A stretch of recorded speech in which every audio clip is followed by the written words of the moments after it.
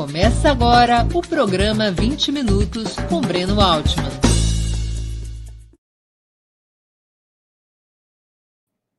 Bom dia! Está começando mais uma edição do programa 20 Minutos. O tema de hoje, frente ampla ou frente de esquerda? É um debate muito relevante que tem ocorrido nas fileiras das forças progressistas sobre qual rumo seguir na oposição ao bolsonarismo. Antes de entrarmos no tema do dia, eu queria dar duas mensagens a vocês. Primeira mensagem. Gostaria de sugerir fortemente que vocês fizessem uma assinatura do canal Opera Mundi, a sua inscrição no canal do Opera Mundi no YouTube. Nessa plataforma, vocês tanto poderão acompanhar nossas transmissões ao vivo, quanto assistir edições anteriores dos programas 20 Minutos e demais programas da TV Opera Mundi. O YouTube é uma plataforma muito mais amigável para assistir vídeos, para fazer comentários e também para contribuir com o Opera Mundi através do Super Chat. E não se esqueçam, ao fazerem sua inscrição no canal do Opera Mundi no YouTube, de marcar o sininho. Marcado o sininho, vocês serão avisados todas as vezes que novos programas nossos ou de nossos parceiros forem ao ar. Segunda mensagem. Eu queria pedir a vocês encarecidamente que fizessem uma assinatura solidária de Opera Mundi. A assinatura solidária é um pequeno valor mensal que nossos espectadores e leitores pagam para que nós possamos ter os recursos necessários à sustentação e ao desenvolvimento de um jornalismo independente de qualidade, para que nós tenhamos os recursos necessários à batalha cotidiana de ideias e informações contra a imprensa de direita, cada vez mais manipuladora e mentirosa.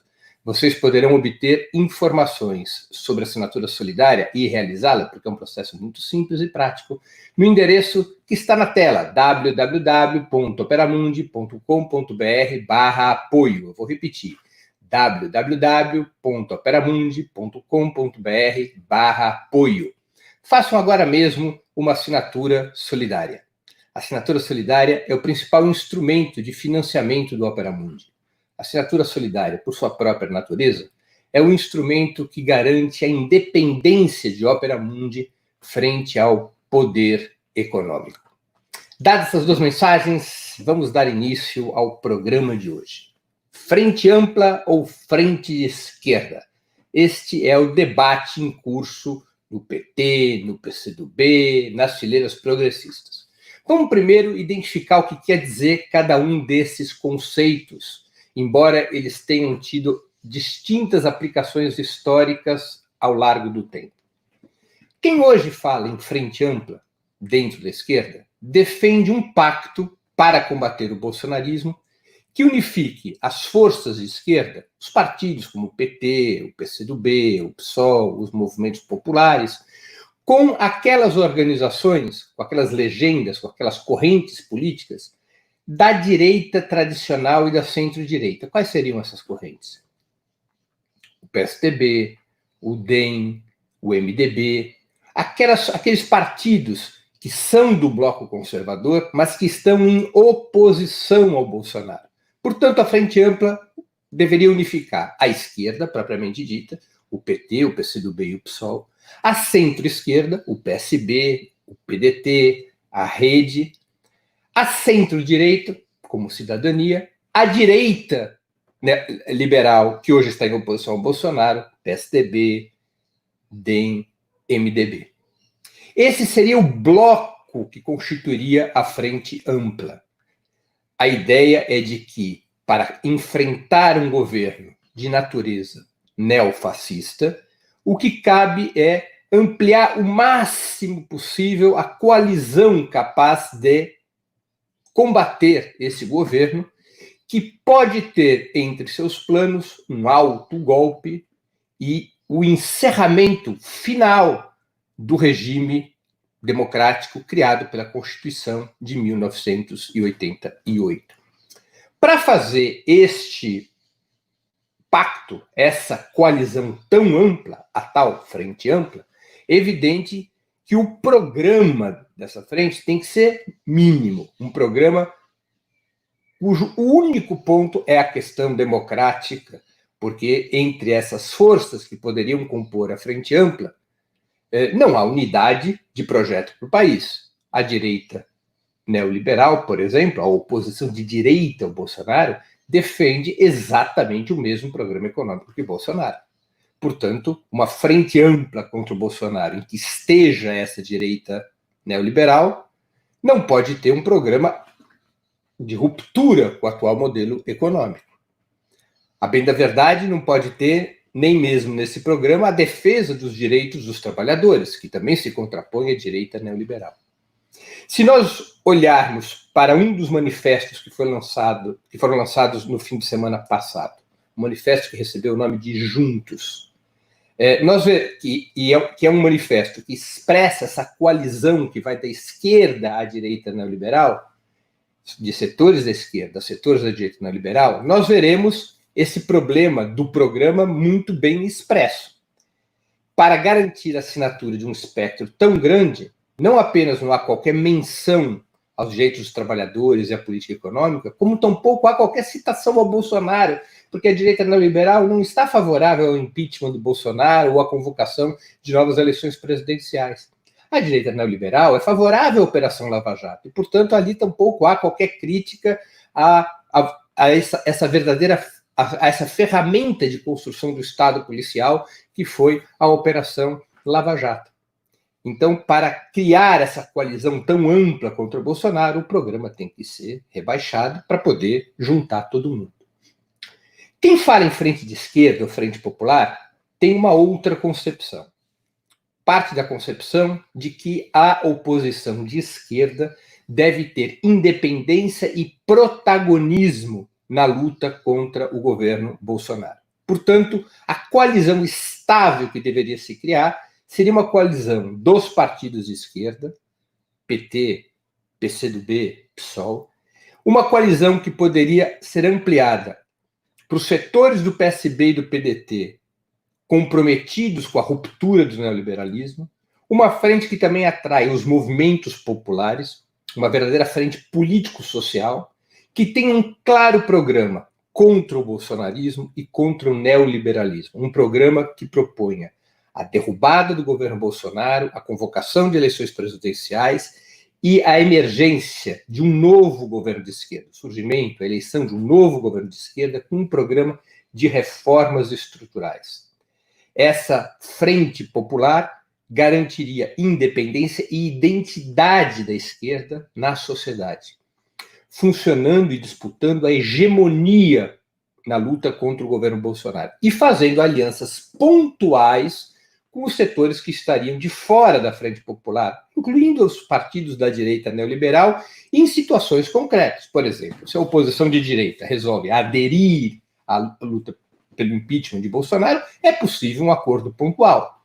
Se a oposição quando a oposição de direita se contrapõe a determinadas medidas do governo Bolsonaro, é possível uma aliança pontual. Mas a coalizão estável, aquela que dá identidade na sociedade, aquela que propõe um rumo à sociedade, deveria ser dessa frente popular. Então, essa é a natureza desses dois conceitos, frente ampla e frente popular.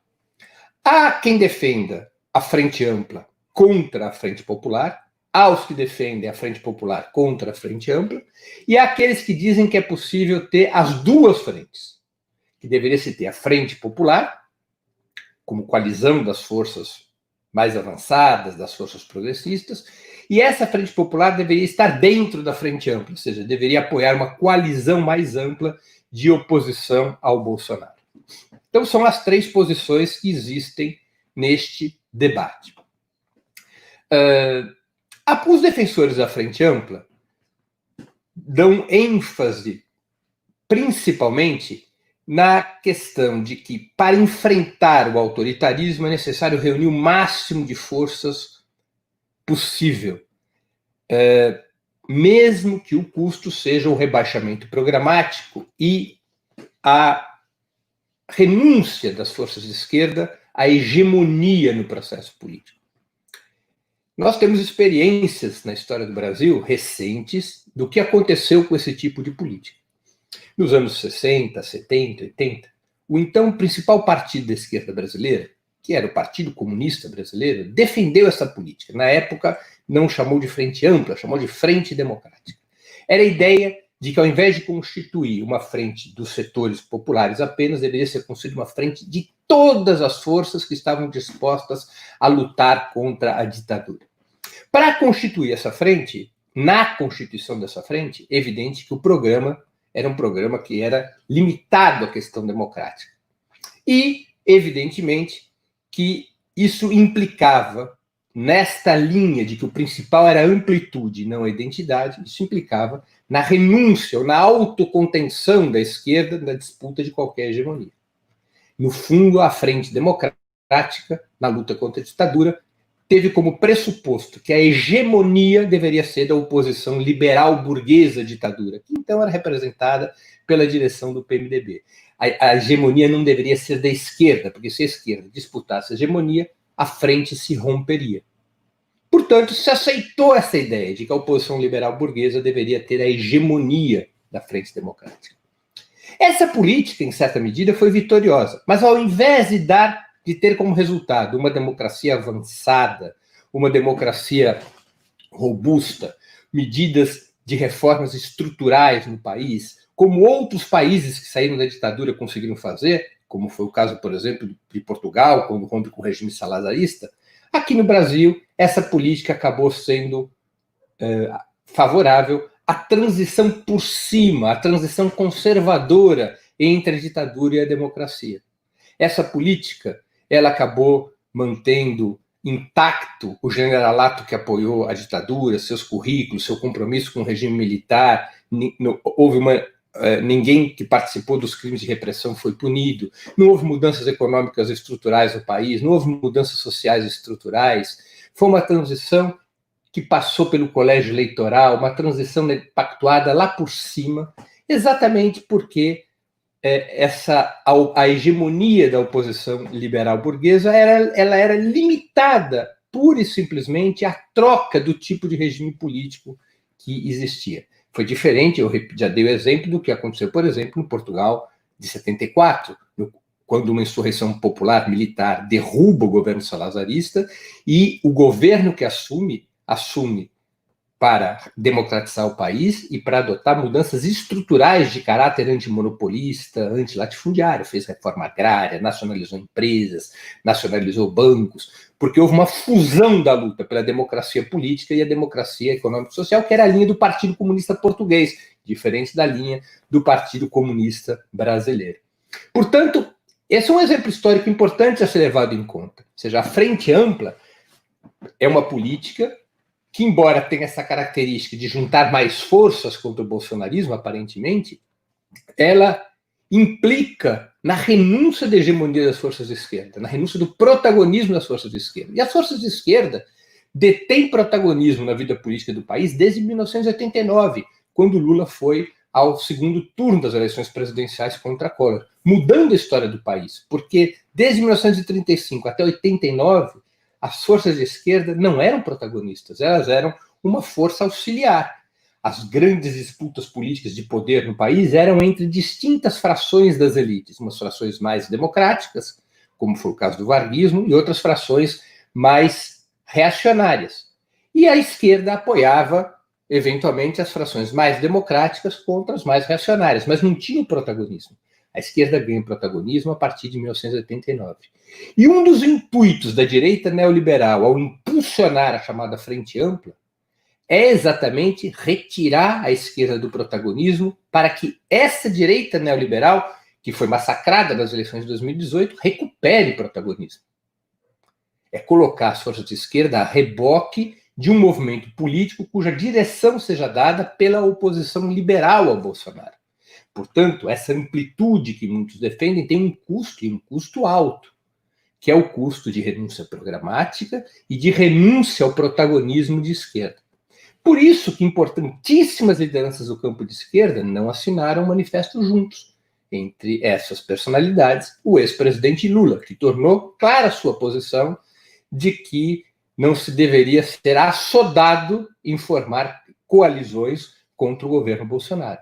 que é necessário juntar forças para combater o governo Bolsonaro, mas alto lá, golpear juntos, mas marchar separados, enfrentar o inimigo comum, sempre que possível e necessário, mas sem se juntar com forças que estruturalmente também são inimigas da classe trabalhadora. Essa foi a opinião do Lula, que também foi a opinião do Partido dos Trabalhadores nos anos 80. O Partido dos Trabalhadores nos anos 80 não se juntou à transição conservadora.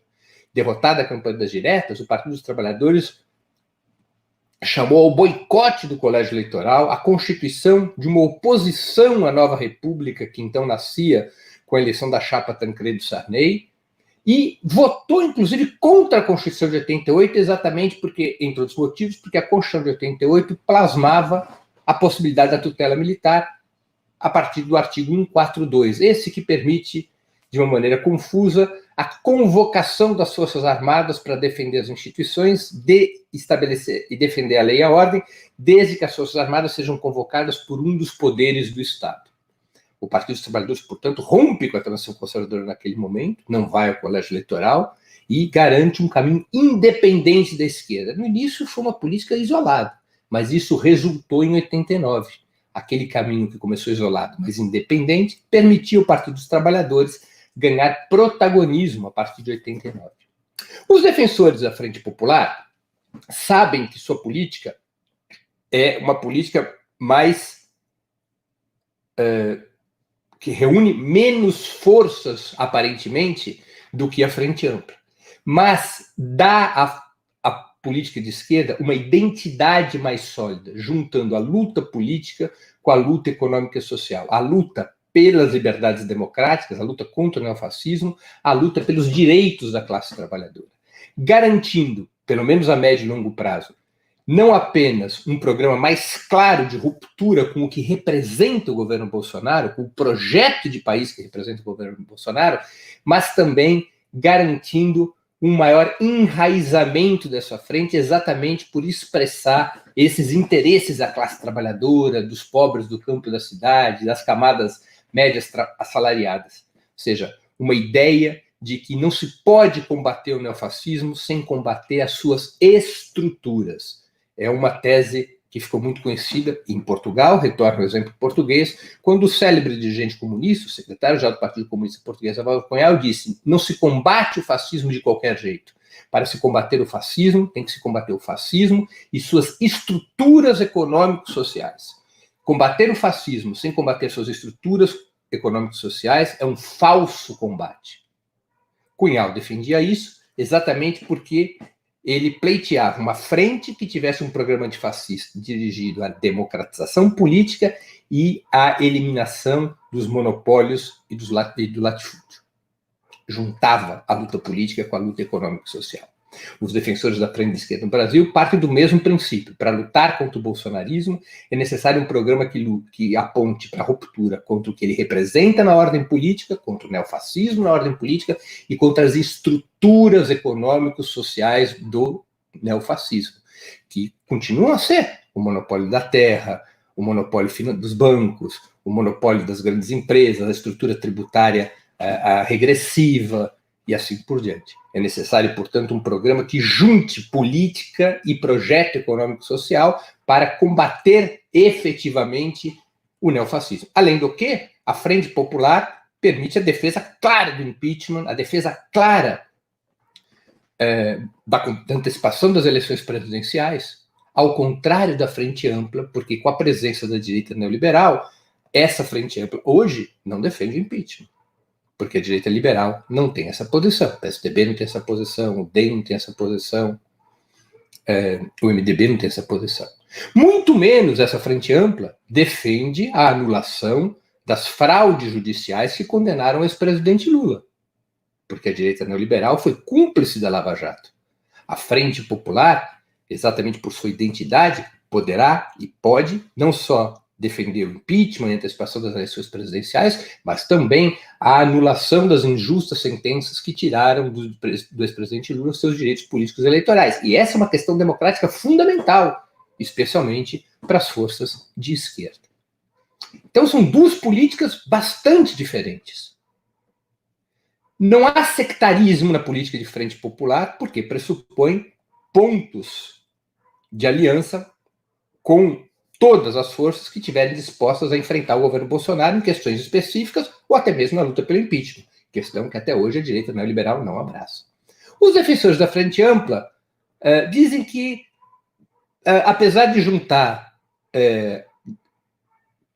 correntes políticas das mais diferentes colorações, e apesar da Frente Ampla ser obrigada a rebaixar seu programa para poder garantir essa coalizão, diz que isso não impediria a esquerda de continuar lutando por seu programa, por sua perspectiva. O que é verdade, mas evidentemente, se você prioriza a Frente Ampla, você, consequentemente, rebaixa a identidade de esquerda. Há aqueles que defendem uma política mais sofisticada de duas frentes. Ou seja, existiria uma frente popular e uma frente ampla dentro da qual estaria a frente popular. As forças de esquerda defenderiam seu programa, sua identidade, sem isso impedir a aliança com outras forças contra o governo Bolsonaro. É uma forma mais sofisticada de defender acordos pontuais com setores da direita neoliberal. Mas é também de difícil visualização. É possível pensar em momentos em que se junta as forças populares com a direita neoliberal contra o governo Bolsonaro, mas estabelecer uma coalizão estável, isso é muito complicado. É diferente dos anos 80, da campanha das diretas já, porque sempre é essa comparação que é feita. Nas diretas já, as diretas já só foram possíveis porque, naquele contexto, houve uma aliança dos setores populares da oposição, especialmente do Partido dos Trabalhadores, e uma fração da oposição liberal, então liderada por Ulisses Guimarães, que assume uma perspectiva democrática mais radical, propondo que o fim da ditadura se desse por eleições diretas. E essa aliança entre os setores populares e essa fração da oposição liberal mais combativa teve hegemonia da campanha das diretas. Tancredo Neves foi contra a campanha das diretas, Fernando Henrique Cardoso foi contra a campanha das diretas, o PCB não via com bons olhos a campanha das diretas, foi arrastado para ela quando as massas já estavam nas ruas. Outros setores da oposição liberal burguesa tampouco eram defensores da campanha das diretas, mas essa hegemonia dos setores populares com uma fração da oposição liberal criou um cenário no qual foi possível constituir uma frente ampla pelas diretas, preservando, pelo menos durante uma boa parte daquela campanha, preservando a identidade e o protagonismo das forças de esquerda. O cenário de hoje é bem diferente. É bem diferente.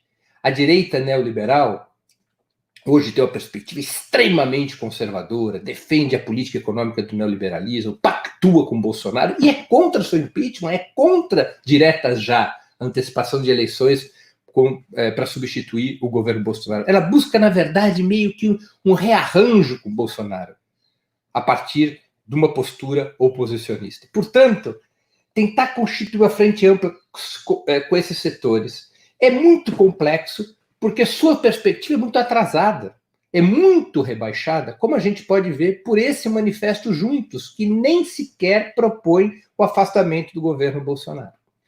Portanto, esse é o cenário da polêmica que eu queria trazer para a reflexão de vocês. Frente ampla ou frente popular? É um debate muito importante, um debate muito relevante, no qual todos nós devemos nos posicionar, porque essa posição é importante para o futuro do país.